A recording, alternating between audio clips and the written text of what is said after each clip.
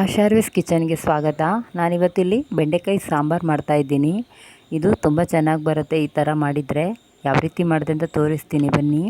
ನಾನಿಲ್ಲಿ ಚೆನ್ನಾಗಿರೋ ಇದು ನಮಗೆ ಊರ ಬೆಂಡೆ ಸಿಕ್ಕಿದೆ. ಈ ಬೆಂಡೆಕಾಯಿನ ಚೆನ್ನಾಗಿ ತೊಳೆದ್ಬಿಟ್ಟು ನೀರು ಪಸೆ ಆರಿಸ್ಕೊಂಡು ಇಟ್ಕೊಂಡಿದ್ದೀನಿ. ಇದನ್ನು ಇವಾಗ ನಾವು ಸಾಂಬಾರಿಗೆ ಬೇಕಾದಂಗೆ ಕಟ್ ಮಾಡ್ಕೊಳ್ಳೋಣ. ನೋಡಿ, ನಾನು ಈ ಥರ ಕಟ್ ಮಾಡಿ ಇಟ್ಕೊಂಡಿದ್ದೀನಿ. ನೀರು ಪಸೆ ತೆಗೆದಿದ್ರೆ ಚೆನ್ನಾಗಾಗುತ್ತೆ ಕಟ್ ಮಾಡೋಕ್ಕೆ. ನಂತರ ನಾನಿಲ್ಲಿ ಒಂದು ಗ್ಯಾಸ್ ಉರಿಸ್ಕೊಂಡು ಪ್ಯಾನ್ ಇಟ್ಕೊಳ್ತಾ ಇದ್ದೀನಿ ಮಸಾಲೆಗೆ ಮಾಡೋಕ್ಕೆ.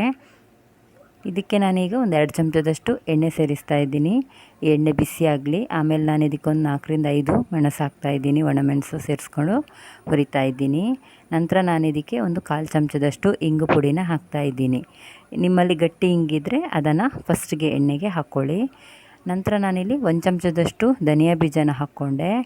ಆಮೇಲೆ ಒಂದು 1/4 ಚಮಚದಷ್ಟು, ಕಾಲಕ್ಕಿಂತ ಸ್ವಲ್ಪನೇ ಕಡಿಮೆನೇ ಮೆಂತ್ಯ ಹಾಕ್ಕೊಂಡೆ. ನಂತರ ಒಂದು ಅರ್ಧ ಚಮಚದಷ್ಟು ಜೀರಿಗೆ ಹಾಕ್ಕೊಂಡು ಚೆನ್ನಾಗಿ ಹುರಿತಾ ಇದ್ದೀನಿ. ಇದು ಚೆನ್ನಾಗಿ ಹುರಿಬೇಕು. ನಂತರ ನಾವಿದಕ್ಕೀಗ ಒಂದು 1/4 ಚಮಚದಷ್ಟು ಸಾಸಿವೆನ ಸೇರಿಸ್ತಾ ಇದ್ದೀನಿ. ಈ ಸಾಸಿವೆ ಹಾಕೋದ್ರಿಂದ ರುಚಿ ತುಂಬ ಚೆನ್ನಾಗಿ ಬರುತ್ತೆ, ಅದಕ್ಕೆ ಸಾಸಿವೆನ ಹಾಕ್ಕೊಳ್ಬೇಕು. ಆಮೇಲೆ ನಾನು ಇದನ್ನು ಚೆನ್ನಾಗಿ ಹುರ್ಕೊಂಡ ನಂತರ ಇದಕ್ಕೆ ನಾನೀಗ ಒಂದು 1/4 ಚಮಚದಷ್ಟು ಅರಿಶಿನ ಸೇರಿಸ್ಕೊಂಡು ಚೆನ್ನಾಗಿ ಮಿಕ್ಸ್ ಮಾಡ್ತಾಯಿದ್ದೀನಿ. ನಂತರ ಸ್ವಲ್ಪ ಕರಿಬೇವು ಸೊಪ್ಪನ್ನು ಹಾಕ್ತಾಯಿದ್ದೀನಿ. ಇದೆಲ್ಲ ಚೆನ್ನಾಗಿ ಮಿಕ್ಸ್ ಆದ ನಂತರ ನಾವು ಇದಕ್ಕೆ ಕಾಯಿ ತುರಿನ ಸೇರಿಸ್ಕೊಳ್ಳೋಣ. ಇವಾಗ ಗ್ಯಾಸ್ ಆಫ್ ಮಾಡ್ಕೊಳ್ಬೋದು, ಇದನ್ನೇನು ಬಿಸಿ ಮಾಡಬೇಕಾಗಿಲ್ಲ. ನಂತರ ನಾವು ಇದನ್ನೆಲ್ಲ ಸೇರಿಸ್ಕೊಂಡು ಮಿಕ್ಸಿ ಜಾರಿಗೆ ಹಾಕ್ಕೊಂಡು ನಾವು ರುಬ್ಕೊಳ್ಬೇಕು. ಇದು ಮಸಾಲೆ. ಈ ಮಸಾಲೆನೇ ನಾವು ಬೆಂಡೆಕಾಯಿನ ಬೇಯಿಸ್ಕೊಳ್ಬೋದು.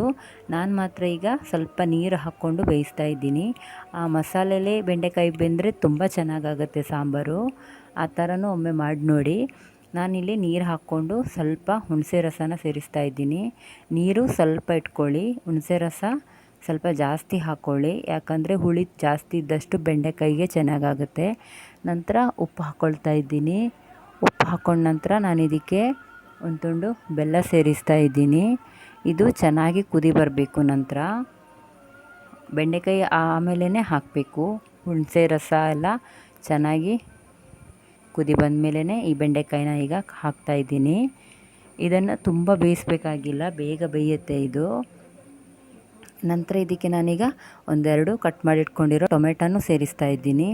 ನೋಡಿ, ಇದಿವಾಗ 1-2 ಕುದಿ ಬಂದದ್ರಲ್ಲೇ ಇಷ್ಟು ಬೆಂದು ಸಿಕ್ಕಿದೆ ನಮಗೆ. ಇಷ್ಟು ಬೆಂದರೆ ಸಾಕು, ಇಲ್ಲಾಂದರೆ ಬೇಗ ಕರಗಿ ಹೋಗುತ್ತೆ ಬೆಂಡೆಕಾಯಿ ಎಲ್ಲ.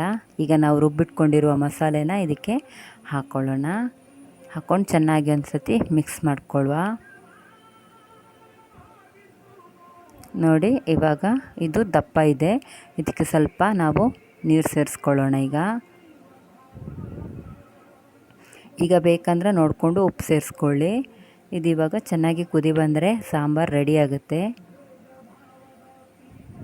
ನನ್ನ ವೀಡಿಯೋಸ್ ಇಷ್ಟ ಆದರೆ ಲೈಕ್ ಮಾಡಿ, ಶೇರ್ ಮಾಡಿ ಹಾಗೂ ಸಬ್ಸ್ಕ್ರೈಬರ್ ಆಗಿ. ನೋಡಿ, ಇದಿವಾಗ ರೆಡಿಯಾಗಿದೆ. ಇದಕ್ಕೆ ನಾವಿವಾಗ ಒಗ್ಗರಣೆ ಹಾಕೋಣ.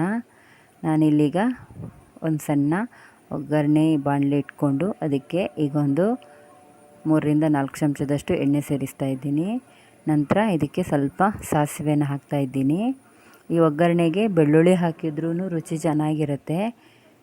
ನಾನು ಸಾಸಿವೆ ಒಗ್ಗರಣೆ ಮಾತ್ರ ಕೊಡ್ತಾಯಿದ್ದೀನಿ. ನಂತರ ಸಾಸಿವೆ ಚಿಟಪಟ ಅನ್ನುವಾಗ 1-2 ಒಣಮೆಣಸು ಹಾಗೆ ಸ್ವಲ್ಪ ಕರಿಬೇವು ಸೊಪ್ಪನ್ನ ಹಾಕ್ಕೊಂಡು ಈ ಒಗ್ಗರಣೆನ ನಾನೀಗ ಈ ಸಾಂಬಾರಿಗೆ ಹಾಕ್ತಾಯಿದ್ದೀನಿ. ಇದು ಇವಾಗ ರುಚಿಯಾದ ಬೆಂಡೆಕಾಯಿ ಸಾಂಬಾರು ರೆಡಿ ಆಯಿತು.